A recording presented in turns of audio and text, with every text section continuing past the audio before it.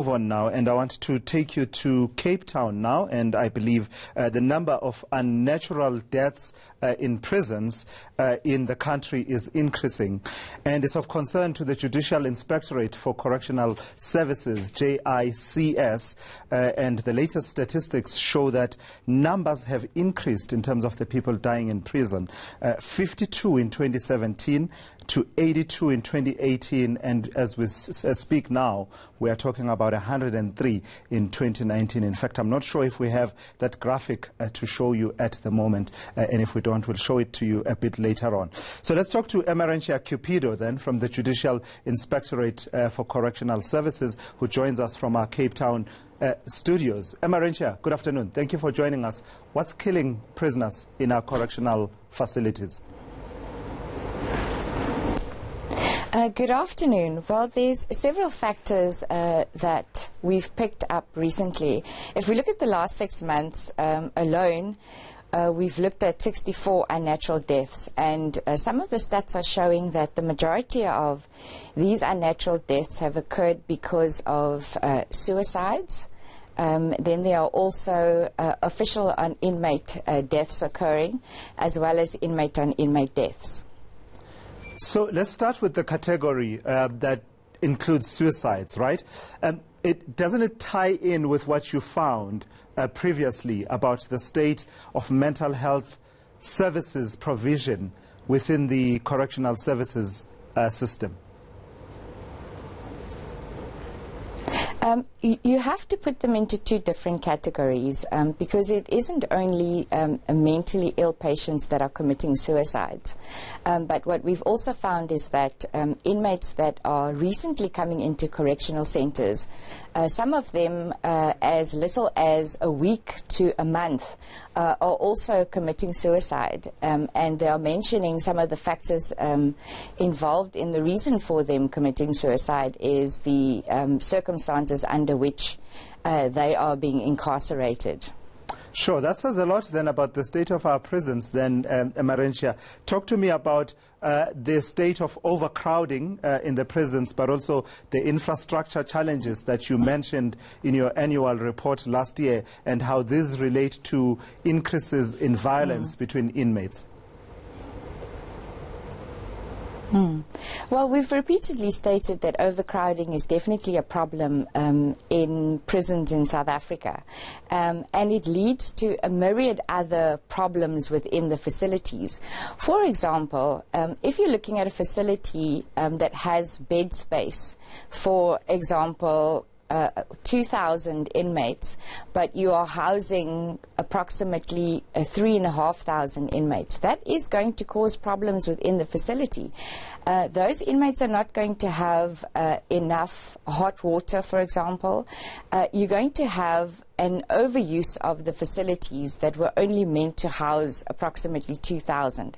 So repair work of those facilities becomes a problem.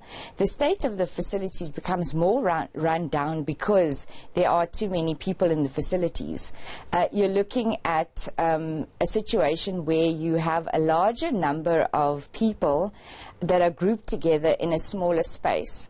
So you can also consider what the medical implications of those are. People are getting sick in those facilities, and that the staff just simply cannot cope because the amount of people that they have that are incarcerated in such a small space. What about the whole process of getting autopsies done in the circumstances where there are unnatural deaths in our correctional service centers?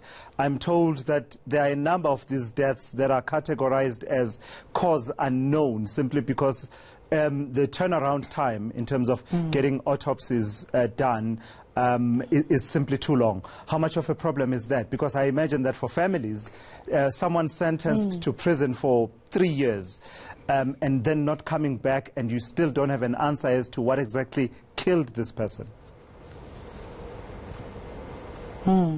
Yes, that is definitely a problem for us because initially the deaths are being reported as unnatural. So if you look at the figure for 2019, 103 deaths have been reported thus far. But as the year ends, these numbers may change or they may vary as the autopsies come in. Or whether an inquest is done or not. But this takes a really long time before we actually get that autopsy report. So we cannot finalize a report until we've received all of the documentation, and that includes that autopsy report. And some of these have been outstanding for years. So it is not just so that we finalize the report at the end of the day, but so that the families can find some kind of closure. So we definitely have sympathy with all of the stakeholders involved where that's concerned, because it's not just the problem in correctional services where we're not getting these reports, but it is also a countrywide problem where there's a backlog of autopsies that are not being finalized. Finally, Emerentia, talk to me about whose responsibility this all is. The concerns that you raise about the state of our correctional facilities is not anything new. In fact, it's a yearly refrain. In fact, you're starting to sound like the Auditor General in as far as irregular expenditure is concerned. You keep raising these issues, and it doesn't seem like there's any movement by way of fixing them. Who's sitting on their hands? The issues around the increase of the people who are dying unnatural deaths in prison may be the new trend in all of this.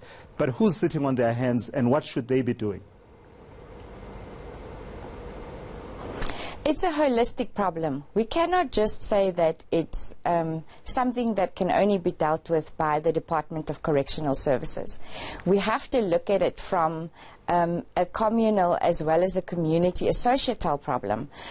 If we're talking about crime that is being committed in our communities and the responsibility that we have as citizens to report those crimes, we have to look at the judiciary, we have to look at the NPA, our justice system, how quickly are these crimes, how quickly are people being caught, how quickly are these crimes being processed, and how quickly are they being incarcerated. And building new prisons is not going to be an answer. We really have to look at it from a holistic point of view. All right. And we also have to remember that once these... Yes? All right, finish your point. May I continue? Yes, please. Yes, we also have to consider that there's a time frame that most of the inmates that are incarcerated are spent in prison. So they have to be brought back into the community.